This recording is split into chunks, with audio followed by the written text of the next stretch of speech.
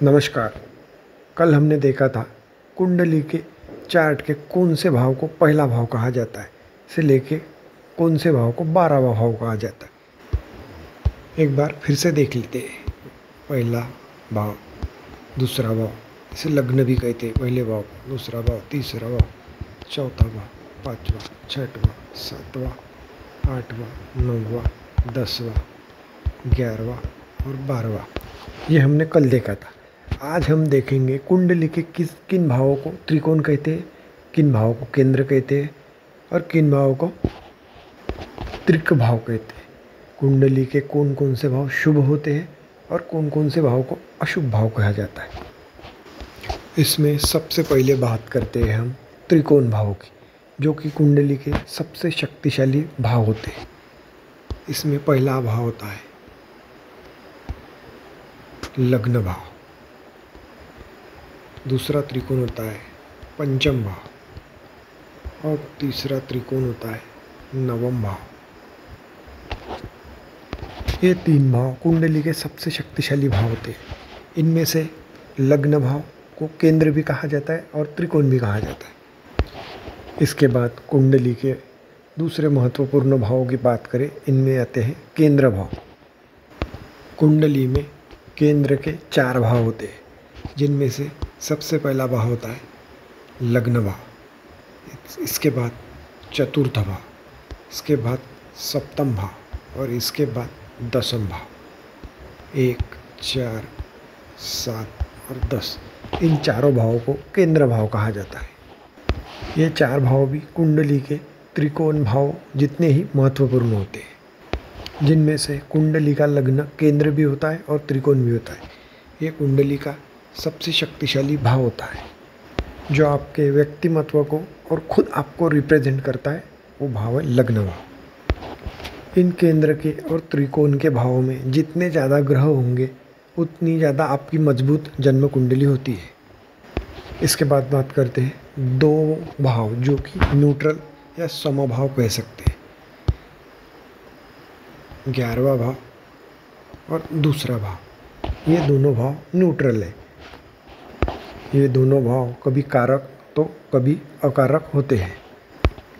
और सबसे आखिर में बात करते हैं त्रिक भावों की, जिन्हें अशुभ भाव भी कहा जाता है। इसमें सबसे पहले आता है छठवां भाव, 8वां भाव और 12वां भाव। इन 3 भावों को त्रिक भाव कहा जाता है। इन भावों को कुंडली के अशुभ भाव भी कहे जाते हैं। इन भावों में अगर शुभ ग्रह हो तो अपनी पूर्ण शुभता इन भावों के बुरे प्रभावों को खत्म करने में लगा देते हैं। इस कारण इस भावों में शुभ ग्रह अच्छा प्रभाव नहीं देते। इन भावों में पाप ग्रह ठीक प्रभाव देते हैं। और ये 3 भावों के साथ साथ कुंडली का तृतीय भाव भी त्रिक भाव में ही आता है। इन भावों को उपचय भाव भी कहे जाते हैं। इस प्रकार हमने कुंडली के 12 भावों को जाना है कि इनमें से कौन से शुभ भाव होते हैं, कौन से अशुभ होते हैं, कौन से केंद्र होते हैं और कौन से त्रिकोण होते हैं। अब हम देखते हैं कि कौन से ग्रह शुभ ग्रह होते हैं और कौन से ग्रह पाप ग्रह होते हैं। कुंडली के 9 ग्रहों में से शुक्रदेव, बुधदेव, चंद्रमा और गुरुदेव, ये 4 शुभ ग्रह हैं। इसमें भी शुक्रदेव और गुरुदेव नैसर्गिक शुभ ग्रह हैं और चंद्रमा कृष्ण पक्ष की पंचमी से शुक्ल पक्ष की पंचमी तक पाप ग्रह माना जाता है और शुक्ल पक्ष के पंचमी से कृष्ण पक्ष की पंचमी तक शुभ ग्रह माना जाता है। और दूसरी तरफ बात करें पाप ग्रह की, तो मंगल, शनि, सूर्य, राहु और केतु, इन 5 ग्रहों को पाप ग्रह कहा जाता है। आप इस चार्ट का एक स्क्रीनशॉट ले लें। हमने देखा था कौन सी राशि का कौन सा अंक होता है। आज हम देखेंगे कौन से राशि का स्वामी ग्रह कौन होता है। सबसे पहले देखते हैं मेष राशि। मेष राशि मंगल ग्रह की राशि होती है।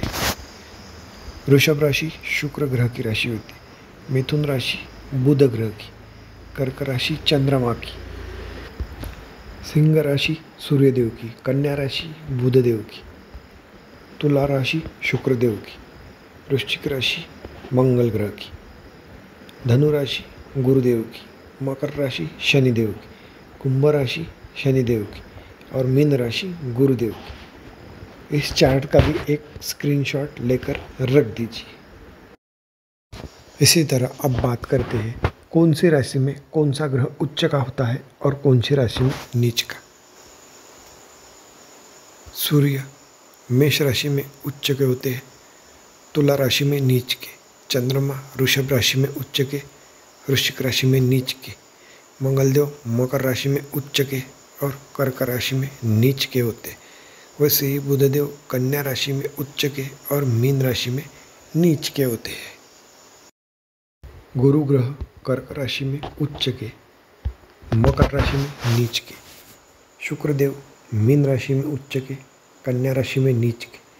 शनिदेव तुला राशि में उच्च के, मेष राशि में नीच के। राहुदेव वृषभ राशि में उच्च के, वृश्चिक राशि में नीच के। केतुदेव वृश्चिक राशि में उच्च के, वृषभ राशि में नीच के। इस चार्ट का भी एक स्क्रीनशॉट ले लें। तो आज हमने जाना कुंडली के केंद्र, त्रिकोण और त्रिक भाव के बारे में। इसी के साथ कौन से कुंडली के भाव शुभ होते हैं और कौन से भाव अशुभ होते हैं, इनके बारे में भी हमने जाना। इसके बाद 1 से लेकर 12 तक यानी मेष से लेकर मीन तक कौन से राशि के स्वामी ग्रह कौन होते हैं, इस बारे में हमने जानकारी ली। इसके बाद 9 ग्रहों में पाप ग्रह कौन है और शुभ ग्रह कौन है, इसके बारे में हमने डिटेल जानकारी ली।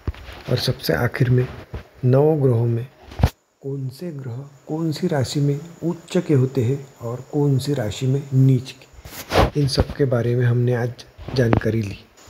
इसी श्रृंखला के अगले वीडियो में हम जानेंगे कुंडली का कौन सा भाव किस चीज़ का कारक होता है। कौन सा भाव धन का कारक होता है, कौन सा भाव विवाह का, संतान का, शिक्षा का, इन सब भावों के बारे में हम अगले वीडियो में जानकारी लेंगे। और इसी के साथ में 1 से लेकर 12 तक सभी राशियों के अंतर्गत आने वाले नक्षत्र 27 नक्षत्रों के बारे में हम डिटेल में जानकारी अगले वीडियो में लेंगे। नमस्कार।